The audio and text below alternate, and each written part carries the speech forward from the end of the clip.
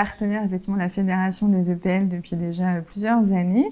Et mon directeur à l'époque, lui-même ayant fait ce parcours quelques années auparavant, m'a proposé de suivre la formation et voilà, ne connaissant pas forcément le programme, mais déjà voilà, Fédération EPL, HEC, ça me tout de suite voilà, était hyper motivée.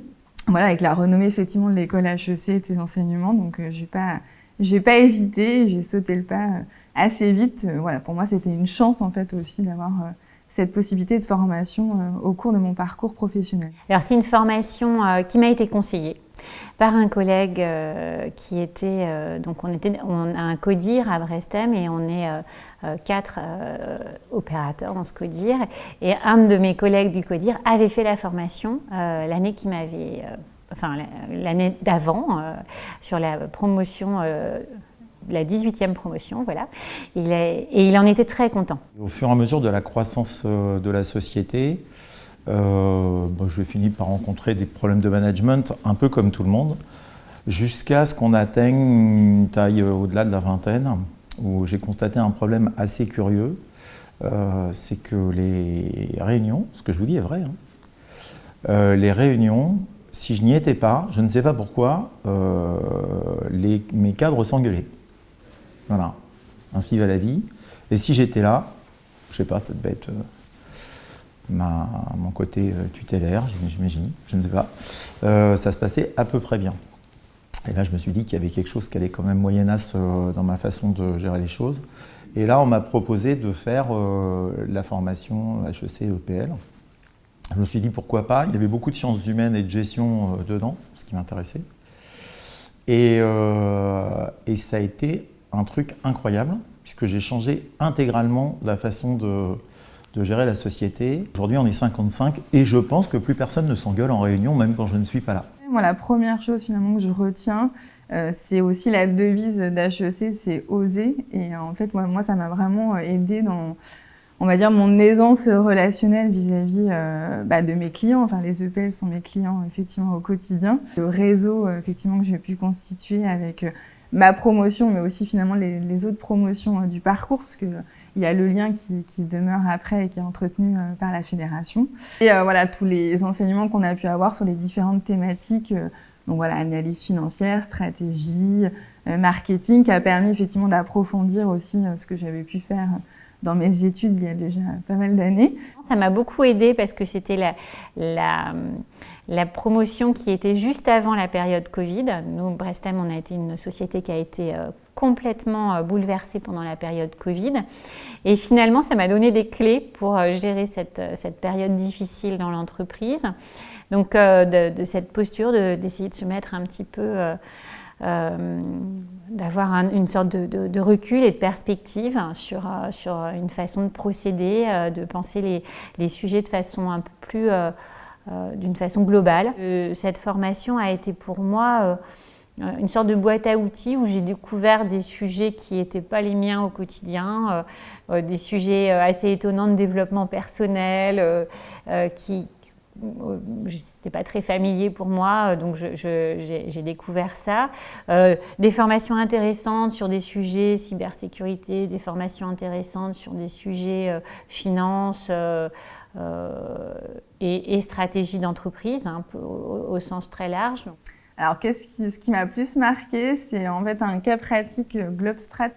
En fait, on est vraiment mis en immersion en équipe, donc on est la promotion effectivement et c'est entre guillemets séparé en plusieurs groupes, donc on est vraiment en équipe dans un esprit totalement collectif et l'exercice c'est en fait vraiment de gérer une entreprise pendant 48 heures où on travaille sur effectivement la gestion de l'entreprise, la performance évidemment de l'entreprise, comment et mettre en place des stratégies pour améliorer effectivement la croissance et la rentabilité, et vraiment en immersion totale, comme si en fait on travaillait au sein de l'entreprise. J'ai été extrêmement sensible au cours de Christelle Bitouzé, qui est notre formatrice et qui est devenue une consultante chez nous sur la responsabilité sociétale des entreprises, qui correspondait parfaitement à mes valeurs, mais le voir expliquer et voir à quel point le fait d'être une entreprise publique locale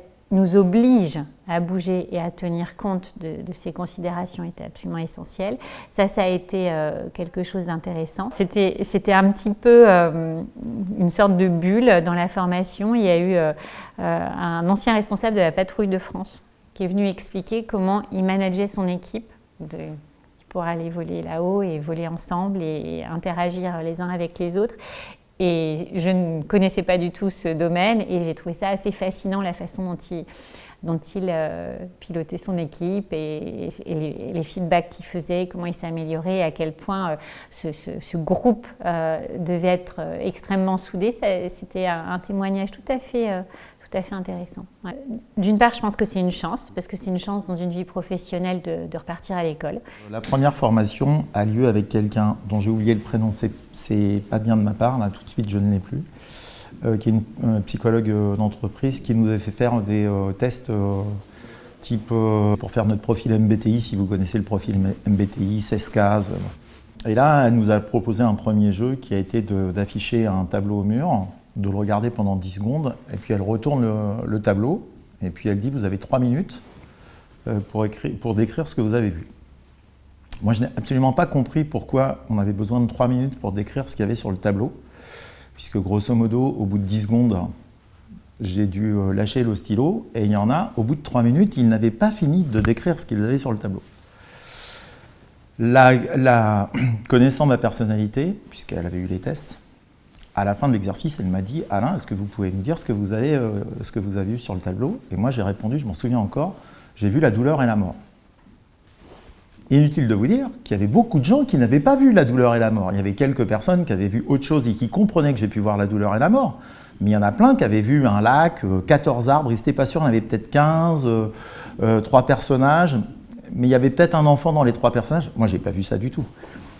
Et là, en fait, ça a été une révélation, c'est-à-dire que, alors, dans le profil MBTI, je suis un intuitif, il y en a d'autres sur la planète, ça ne me fait pas de moi quelqu'un de génial, c'est pas le propos, mais en tout cas, j'ai mieux compris un truc que je faisais à mes équipes depuis des années, c'est que quand on me ramène un devis, si on me le ramène comme ça, je dis, je ne comprends rien du tout à ce que tu m'amènes. Je vous rassure, je sais ce qu'un hors-taxe, une TVA, un TTC. Mais en fait, je vis ça comme une agression. Parce que là, on me ramène des trucs avec des détails. Moi, ce qui m'intéresse, c'est le client, le pourquoi, le comment, le ceci, le cela. Et j'ai également compris pourquoi mes équipes me redoutaient quand j'arrivais en leur disant « j'ai eu une idée ». Là, le truc dramatique, si on a un profil où on compte tout comme il faut et on est rassuré comme ça. Donc, j'ai reprofilé l'intégralité de mes cadres en leur apprenant souvent ce qu'ils savaient qu'ils étaient, mais surtout en leur apprenant, alors c'est pas moi qui l'ai fait, on s'est fait aider par quelqu'un qui fait du coaching en entreprise, à parler avec le langage de l'autre, sachant que tout le monde sait maintenant le profil de l'autre, quoi. Ça a tout changé au fonctionnement de l'entreprise. Alors, dans cette formation HEC, là je vous donne ce truc-là parce que c'est le plus important, mais pour moi, ça a été une révolution. J'aurais peut-être pu le vivre dans d'autres formations, mais je l'avais jamais eu. Et voilà, je l'ai vécu dans cette formation. Et il ne faut surtout pas retirer ce module de la formation HEC-EPL, parce que là, sinon, on perd la quintessence du truc. Je trouve que c'est vraiment une opportunité dans une vie professionnelle. Il faut la saisir pour ça parce qu'on se renourrit de quelque chose. C'est vraiment intéressant. Amitié, parce qu'on a découvert un groupe. Moi, j'étais sur la 19e promo. C'était un groupe, on était, je crois, 27 à peu près. C'est des gens de tous horizons qui ne faisaient pas du tout les mêmes métiers, on venait de tous les coins de France. C'est un groupe qui était hyper sympa, on a beaucoup passé de temps ensemble, on s'est beaucoup amusé aussi et encore aujourd'hui, sur différents sujets, on peut s'interpeller. J'ai régulièrement des contacts avec des collègues de cette promo, donc c'est vraiment quelque chose qui était très positif humainement. Et puis, je dirais recul, parce que quand on le fait tout le temps, on est toujours en responsabilité, on est toujours un peu les mains dans le cambouis, le quotidien enchaîne les dossiers les uns après les autres. On est dans une forme de production de management permanente. Et ce recul, il était bienvenu. Donc, c'était c'est un moment de carrière où on se pose. On va dire performance, rencontre, parce que ça nous permet de rencontrer des gens qui font des métiers différents. Alors il y en a beaucoup qui travaillent dans le monde de l'immobilier, hein, dans les EPL.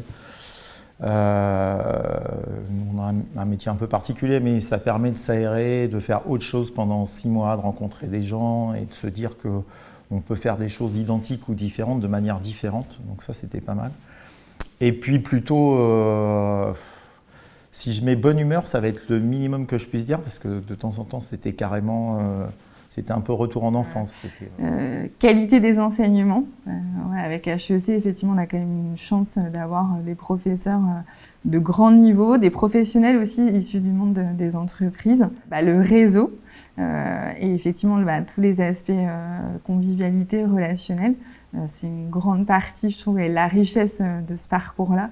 Et troisième mot, je dirais effectivement la diversité, parce qu'en fait, on a accès à des matières très différentes les unes des autres, mais qui sont très complémentaires dans l'ensemble du parcours. Moi, ça m'a donné envie justement de faire peut-être le parcours corpo, qui est aussi proposé par la fédération. Ça contribue à créer un collectif de pensée chez les dirigeants d'EPL ou chez les cadres des EPL sur le fait que c'est des entreprises pas comme les autres. Et je suis très attachée au service public, à l'intérêt général, à la dimension RSE d'une entreprise, mais effectivement, les EPL sont des acteurs économiques qui ne fonctionnent pas avec les mêmes valeurs et qui ont ça à partager ensemble. Et ce qui peut amener à ce que tous les collaborateurs nombreux qui bossent dans les EPL, en l'occurrence à Brestem, on a 250 collaborateurs,